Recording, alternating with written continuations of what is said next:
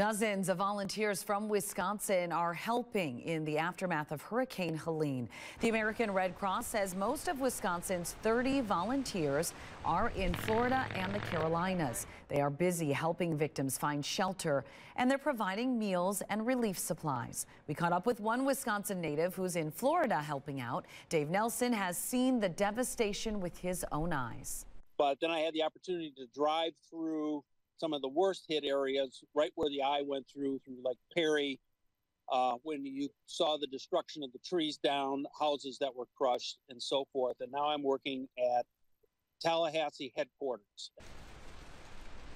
The Red Cross says so far they've served 25,000 meals to people affected by the storm.